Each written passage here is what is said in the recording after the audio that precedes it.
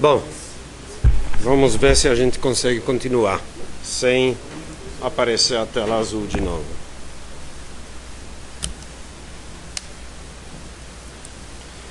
Então, como eu estava dizendo,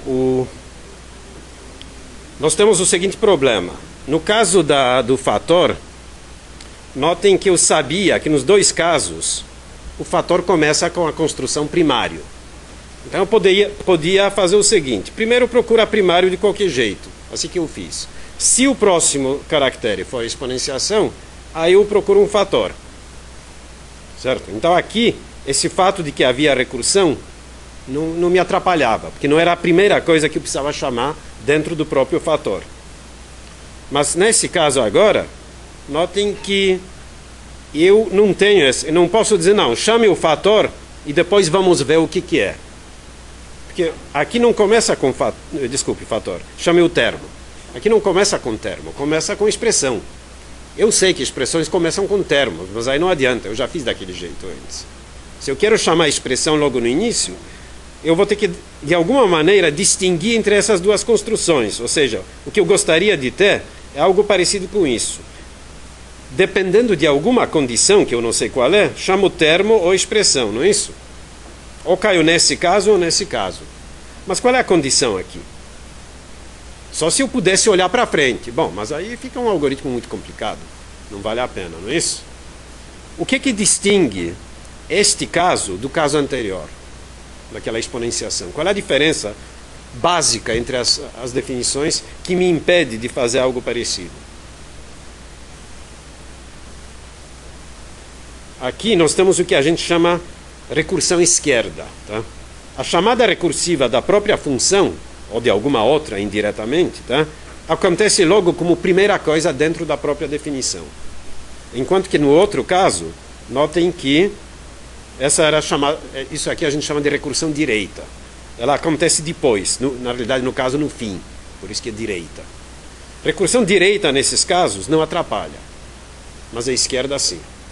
Isso aqui é um fenômeno que acontece em geral em análise sintática, então a gente usa justamente truques. Mesmo que a definição seja dada dessa maneira, que é maneira, digamos, certa de impor, inclusive, agora sim, a prioridade do operador fica clara, ele é associativo à esquerda. Só que não posso usar essa definição. Então, o que eu uso? Aquela outra, né? É T1, operação T2, etc. Essa é neutra. Mas na hora de implementar, eu já junto esses dois, eu imponho essa prioridade. Ela não estava implícita nessa definição. Ela está implícita aqui. Certo? Por isso que eu não posso fazer isso. Em geral, a gente precisa tomar cuidado com a recursão. A gente não pode começar a chamada de uma função recursiva com uma chamada a ela mesma, a não ser que alguma condição tenha mudado e a gente possa testar alguma condição. No caso, não teria mudado nada. A gente estaria exatamente no mesmo lugar, na mesma cadeia. Tudo bem? Mais alguma pergunta sobre a recursão? Tá bom. Nós vamos deixar a recursão de lado, mas não por muito tempo, certo? Porque, ela vai aparecer logo, tá? E vamos partir para um assunto novo por enquanto, que são árvores. Bom, todo mundo sabe o que é árvore? Já andou aí pelo campo, está cheio de árvore, né? Certo? Obviamente não é sobre isso, não é a aula de botânica que nós vamos ter hoje. Nós vamos falar sobre árvores em contraposição a estruturas lineares que a gente estava olhando até agora. Nós estamos olhando estruturas lineares, nós dedicamos muito tempo à pilha, menos tempo à fila, mas nós vamos voltar à fila também. No caso de estruturas lineares, sempre existia aquela ideia de que nós tínhamos uma organização de informação de alguma maneira linear ou sequencial. Nós tínhamos vários elementos e havia uma ordem entre eles. Nós podíamos implementar sequencialmente ou usar um vetor ou uma lista ligada a algo parecido, mas sempre existia aquela ideia de ordem. Hoje nós vamos ver exemplos de informações que, ou pela sua própria natureza, ou porque a gente quer que fique assim por outras razões, por exemplo, de eficiência, nós vamos organizar numa estrutura diferente, chamada de árvores. Certo? E vamos começar com alguns exemplos. Tá? Em primeiro lugar, eu vou dar exemplo de uma árvore binária, que é árvore genealógica. Em inglês, as pessoas chamam em geral de pedigree. Pedigree, o que é? Vocês têm um indivíduo, um animal, por exemplo, certo? Ele normalmente tem dois pais, não é isso? Entre os mamíferos em geral, cada mamífero tem dois pais, não é isso? Certo? É isso que tem aqui. Isso aqui é o nome de um cachorro, na realidade uma cachorra, tá? Esse pedigree é verdadeiro. Tá? Hein? Você tem razão, mas aqui é uma árvore. Árvore zoológica agora. Tá? Um pouco de zoologia, um pouco de botânica, mas nós vamos voltar à computação. Certo? Mas bem notado, certo? Então isso aqui é uma cachorra da raça Beagle, certo? Ela tinha dois pais, tá? Os nomes são bonitos, né? Mas nomes de cachorros como cavalos em geral são muito sofisticados e muitas vezes em inglês, porque isso dá mais sofisticação, né? Então essa cachorrinha aqui, Sugar Ted's Bonnie, ela tinha dois pais, Karina de Woodledge e Jesse James, certo? Cada um deles, obviamente, tinha dois pais também. Que? Matarazzo Beauty. Puxa, caramba. E assim por diante, tá? Isso aqui é exemplo de uma árvore. Por que árvore? Porque isso aqui são ramos. Isso aqui a gente vai chamar de... Bom, vai chamar de nós, tá? Isso por convenção, esse tipo de estrutura, notem que ela não é mais linear. A gente não consegue colocar ordem aqui. Essa estrutura, especialmente se a gente virasse, olhasse, por exemplo, se olhasse daqui, isso aqui se fosse topo, isso aqui fosse a raiz, tá? Isso teria a cara de uma planta, não é isso? Com seus ramos, certo? E aqui, eventualmente, as folhas. Então, por analogia com isso, é que a gente chama esse tipo de coisas de árvore. Em geral, numa árvore, cada elemento como esse é chamado de nó, certo? E, normalmente, a gente supõe que os nós são distintos, senão não é uma árvore. Vocês vão dizer, puxa, mas aqui eu estou vendo uma coisa estranha. Notem que, deixa eu apagar para a gente olhar melhor. Este nó e este nó aparecem duas vezes, não é? É o mesmo nó? A gente olhando isso aqui diz, puxa, essa coitada, a mãe dela era também a bisavó dela. É verdade, né? Entre cachorros isso acontece. Entre humanos, suponho que seja mais raro, tá? Isso fisicamente não é impossível, certo? Simplesmente o neto dessa fêmea era... Ele fez o que não devia. Devia com a avó dele, certo? E deu isso aqui. Mas notem que, quer dizer, isso... Bom, biologicamente não sei o que é isso, é chamado de endogenia, certo? Mas não é isso que nos interessa. Sob o nosso ponto de vista, a gente vai tratar isso como duas ocorrências separadas. Então, conceitualmente para nós, serão dois nós distintos. Apesar de que nesse caso especial, eles têm o mesmo nome. Certo? Bom, por que essa árvore é binária? Porque notem que pela própria natureza, cada indivíduo tem dois pais. Então aqui, cada um desses elementos está ligado a dois outros elementos. De cada um deles saem mais dois, e assim por diante. Em cada nível, cada um deles tem dois antepassados. Então, de maneira natural, daqui a pouco a gente vai ver de maneira mais precisa, aqui aparecem sempre dois.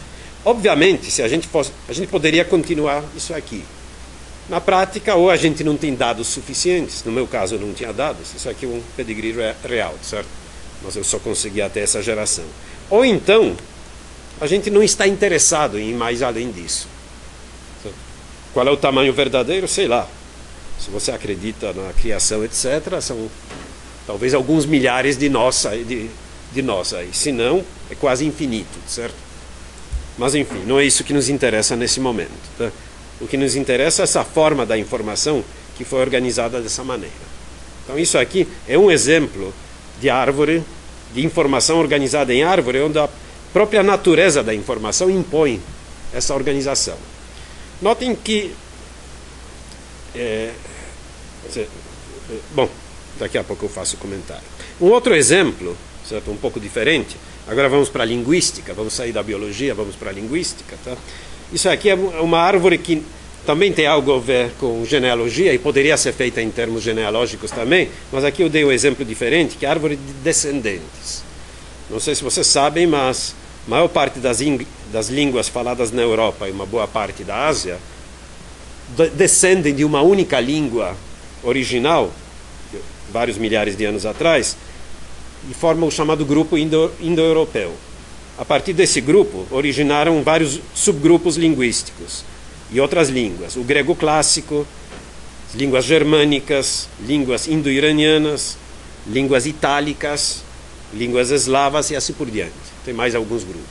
Dentro de cada um deles, existem representantes. Por exemplo, aqui tem grego moderno, o germânico produziu dois grupos, germânico setentrional e ocidental, indo-iraniano produziu sânscrito e persa, itálico produziu latim. É interessante, né? Dentro do grupo, o latim produziu várias outras línguas, inclusive o português, como você sabe. O eslavo tem várias línguas também, as mais importantes talvez sejam essas aqui: polonês, russo, checo, ucraniano, sérvio, etc. Isso aqui é uma árvore um pouco diferente da anterior, apesar de que a organização lembra um pouco, não é isso? Nós temos uma única origem aqui, que é chamada raiz. No outro caso,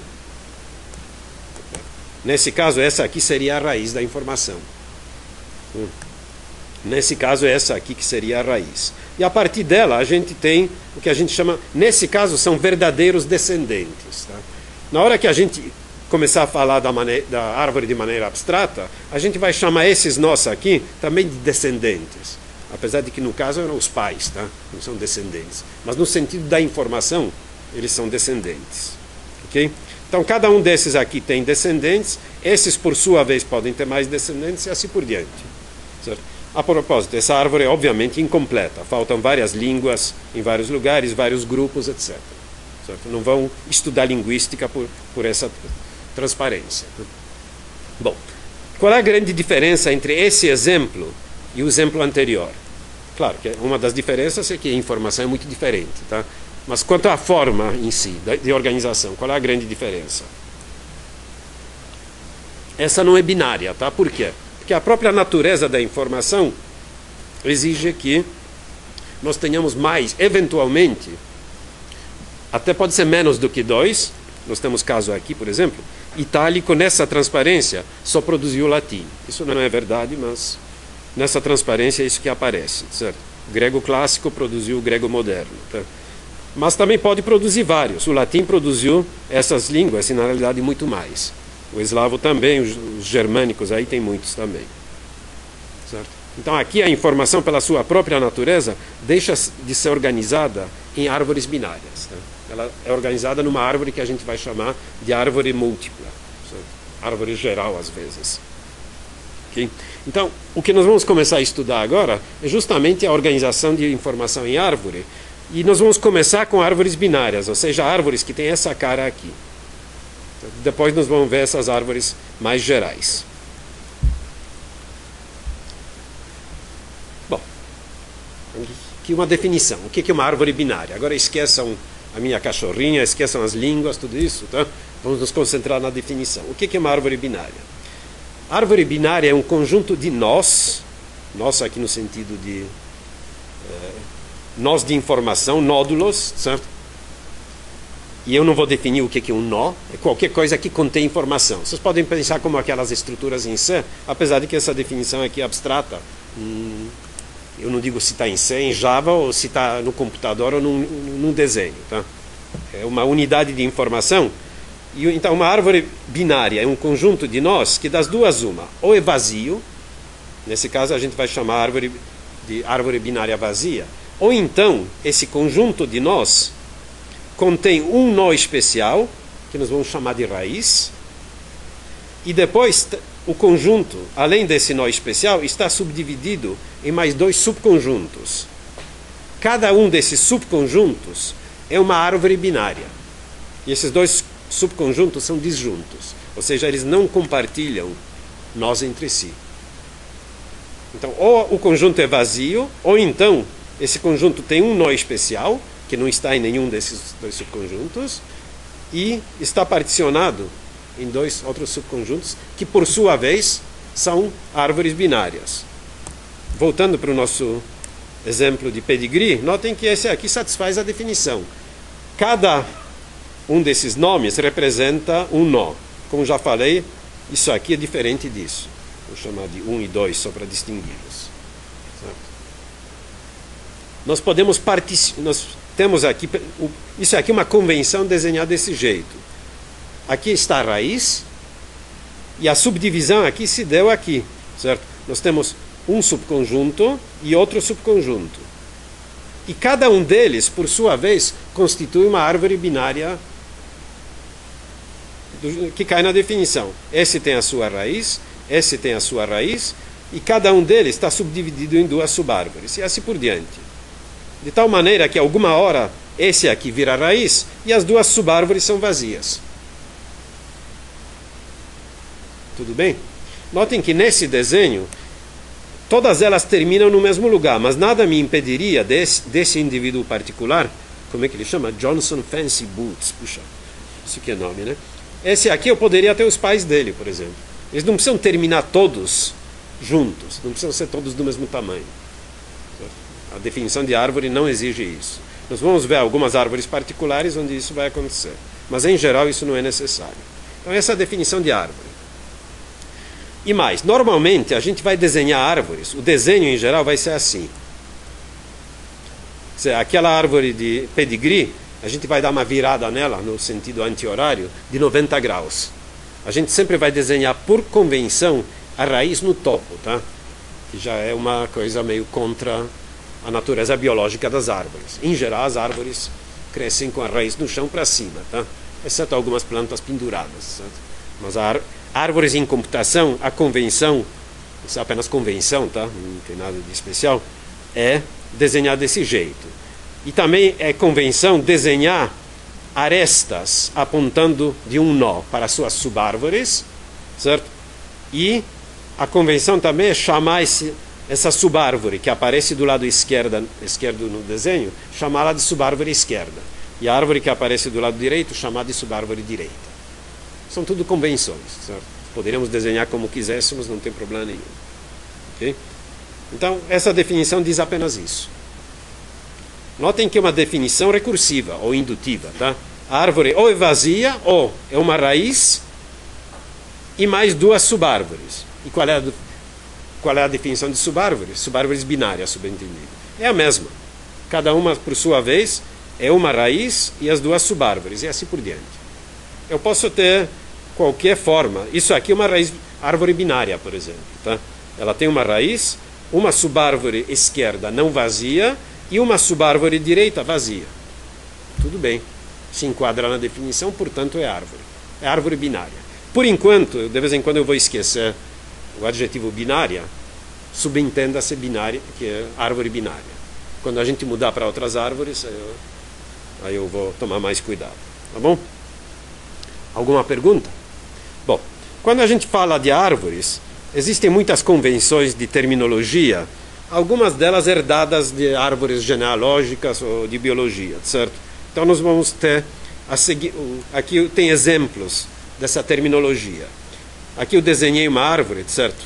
Arbitrária, e coloquei rótulos nos nós. Nos meus exemplos, quase sempre, vamos colocar rótulos, mas pode ser qualquer informação. Pode ser inteiros, depende da aplicação. Pode ser uma estrutura cheia de dados, tudo bem. Então aqui nós temos uma árvore. A raiz da árvore inteira é o nó A, certo? Este nó aqui, que é a raiz da subárvore esquerda de A, vai ser chamado de filho esquerdo de A. E este nó, que é a raiz da subárvore direita de A, vai ser chamado de filho direito de A. E notem que cada nó pode ter no máximo 2 filhos. Certo? D vai ser filho esquerdo de B, E vai ser filho esquerdo de B e assim por diante. Certo?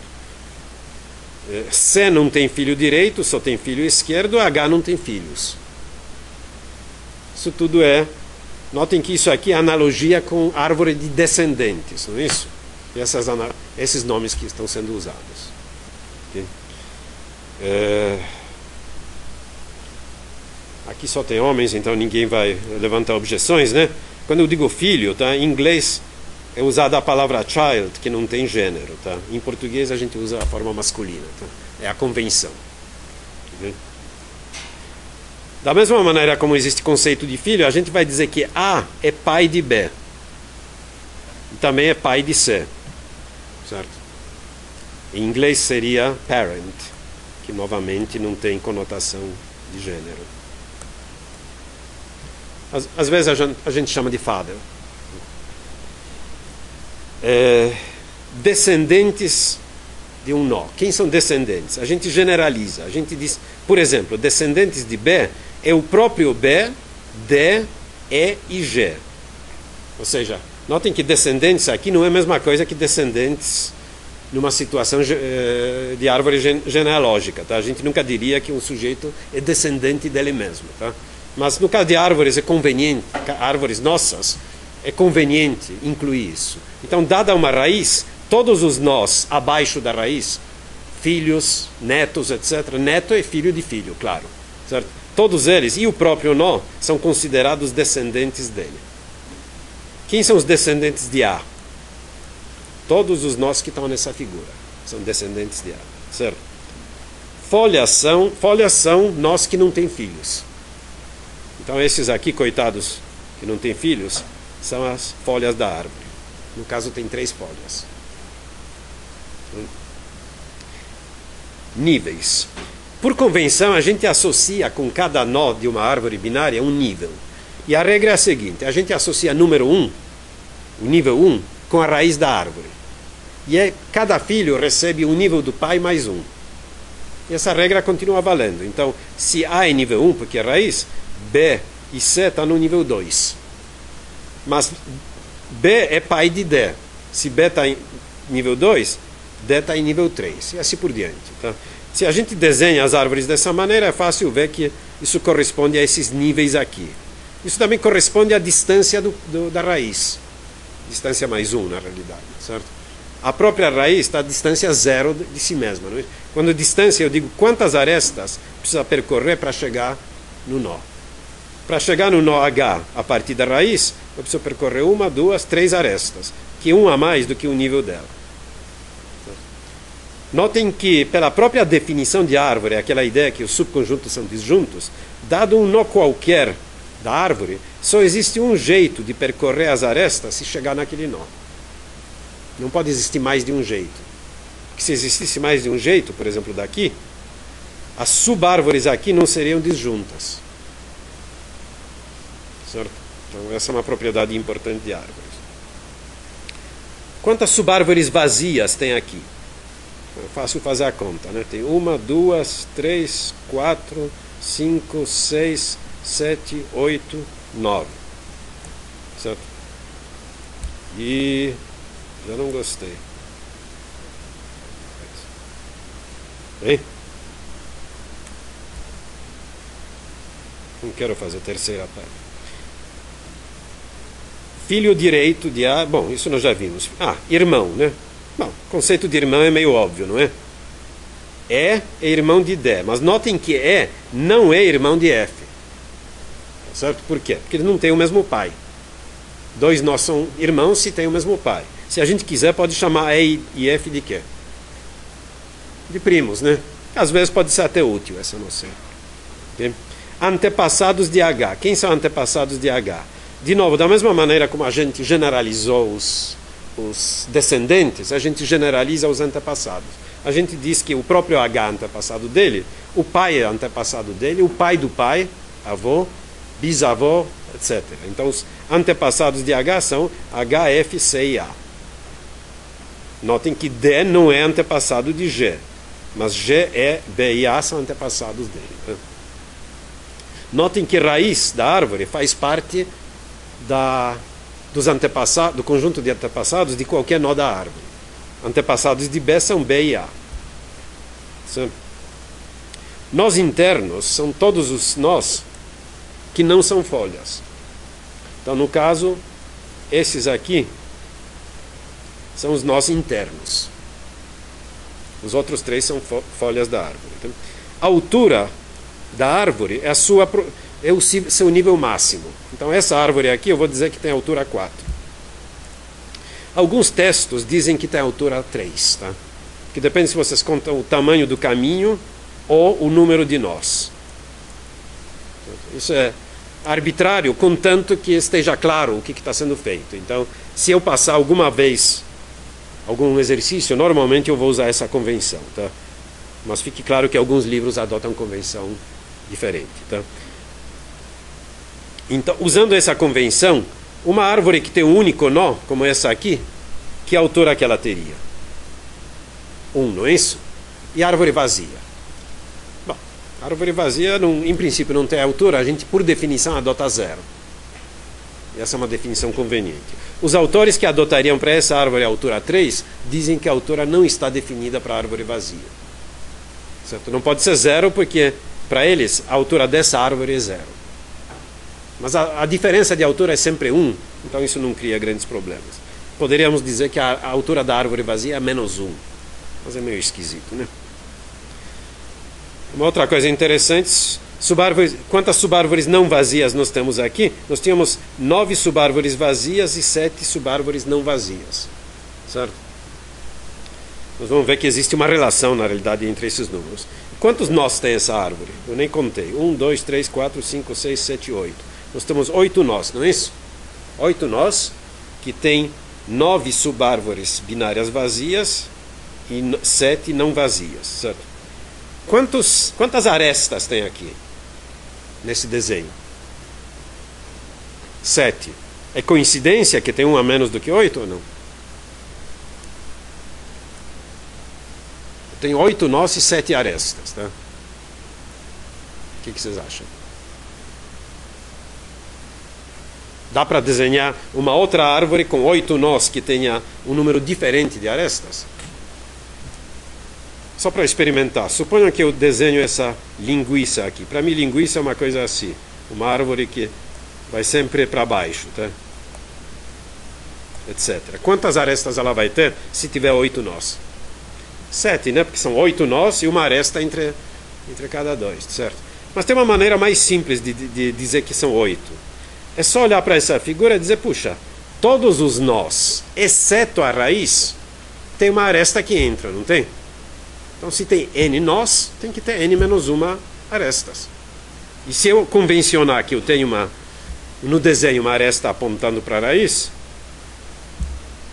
aí eu tenho exatamente n arestas, não é isso? Todo nó tem uma aresta, né? Então, esse número de arestas que tem aqui não é uma coincidência, é sempre verdade.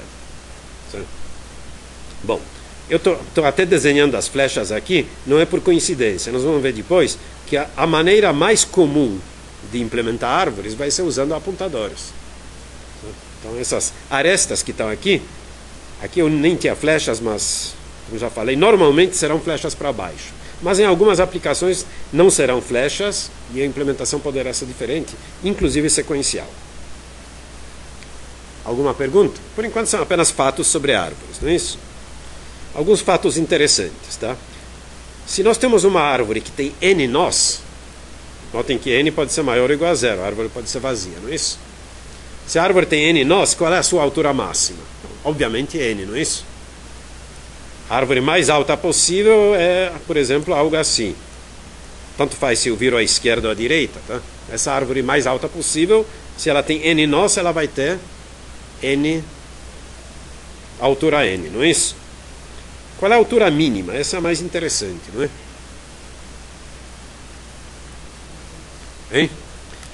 Se eu tenho, vamos pegar número 7, tá? 7 nós, né? Qual é a árvore de altura mínima que eu posso desenhar com 7 nós? Bom, se eu quero a altura mínima, é bom comprimi-la ao máximo, ou seja, sempre que possível, botar 2 filhos, não é isso? Opa, deu 7. Essa árvore de altura mínima, não é isso? Então ela tem 7 nós, e qual é a altura dela? 4, não é isso?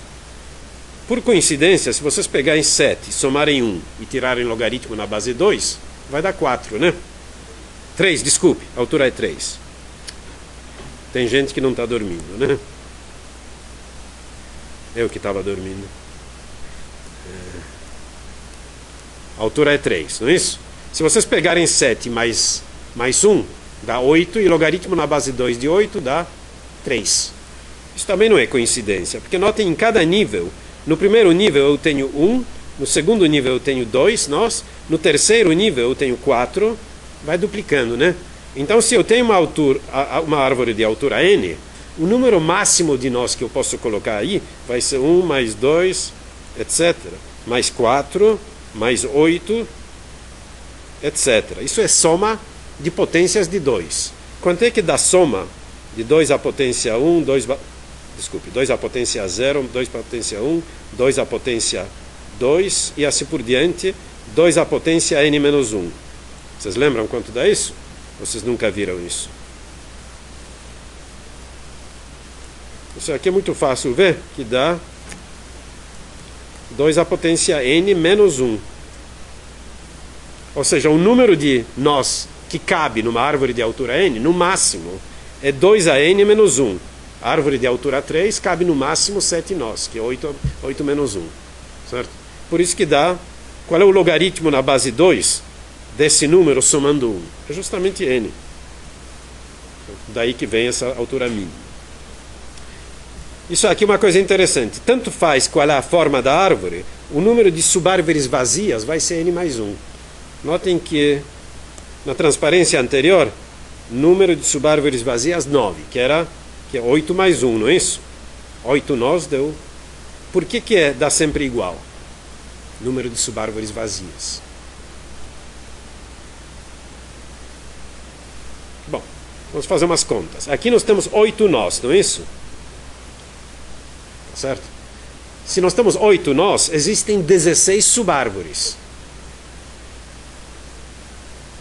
Concordam? Cada nó tem 2 subárvores, nem que sejam vazias, mas são 16 subárvores, tá? Quantas subárvores são não vazias? Nós já sabemos que são 7, é o número de arestas. Então 16 menos 7 dá 9. Tem que ser, tanto faz a forma da árvore, tá certo? São aqueles são os 16 arestas, desculpe, 9 arestas que estão faltando aqui. E tanto faz a forma dela, tá? Como já temos 7 arestas presentes, as outras 9 estão faltando. Está claro isso? É uma simples contagem. Realmente não tem muita graça. Tá? Bom, se tem n mais 1 subárvores vazias, tem que ter n menos 1 subárvores não vazias, não é? Porque a soma de subárvores tem que dar 2n. Cada nó tem 2 subárvores. Então a soma desses dois números tem que dar isso. É claro que isso aqui só vale se n maior do que 0. Tá? Senão não tem subárvores. Qual é a altura máxima de uma árvore? Agora a contagem é um pouco ao contrário.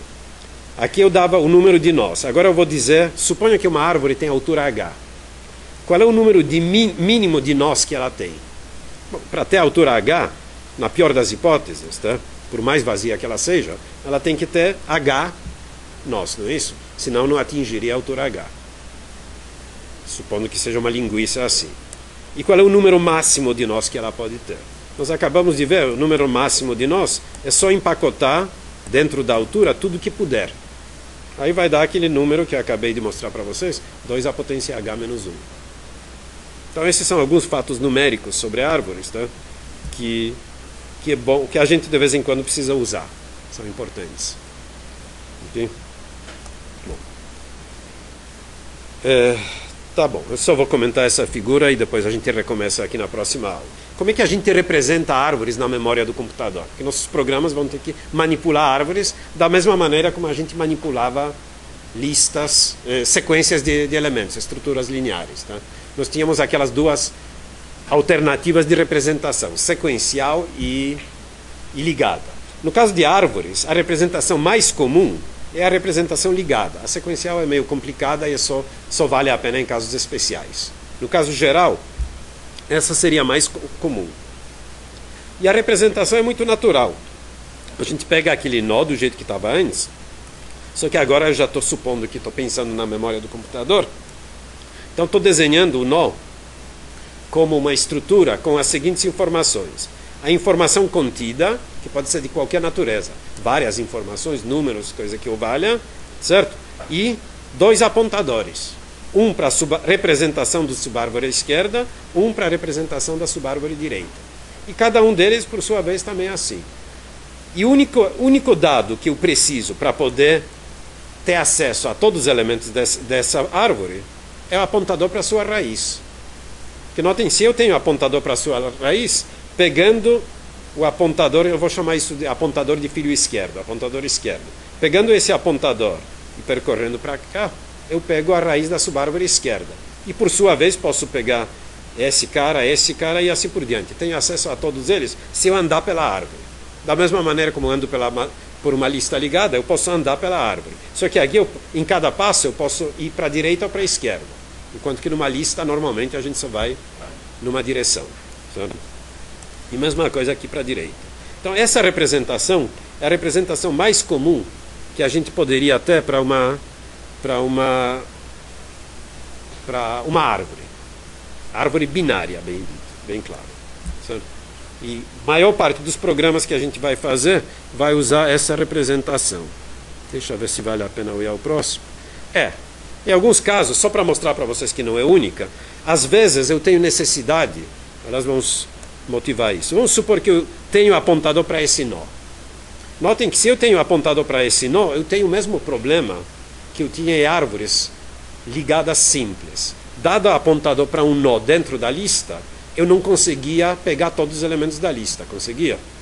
Os anteriores não, predecessores não tinha jeito. Aqui eu tenho um problema semelhante. Se eu aponto para um nó da árvore, eu não posso pegar seus antepassados e também o resto da árvore do outro lado.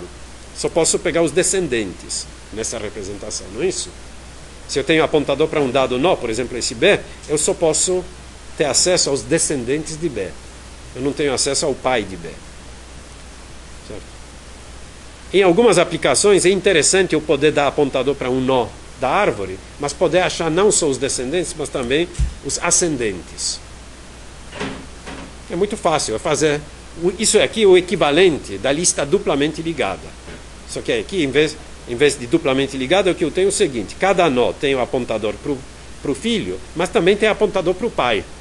Então, cada nó tem 3 campos apontadores: filho esquerdo, filho direito e o pai. O pai da raiz é nulo, por convenção. Os outros apontam para o pai. Esse aqui, o pai dele, esse aqui. Então, a gente gasta um pouquinho mais de memória, mas notem agora, se eu der para vocês esse apontador, eu posso andar para baixo, que tem um apontador para cá, mas também posso andar para cima e chegar, inclusive, na raiz da árvore. Eu vou reconhecer que é raiz, que esse apontador é nulo. Então, essa é uma outra alternativa, se for necessário eu andar para cima e para baixo. Isso é exatamente equivalente a andar numa lista para a esquerda e para a direita. Tudo bem? Tá bom. Acho que vamos parar aqui, inclusive para não arriscar a perda dessa segunda parte da aula. Dessa vez ele se comportou um pouco melhor, apenas ameaçou. Perguntas? Para quem chegou atrasado, a primeira parte da aula passada foi recuperado. Então está lá naquela página.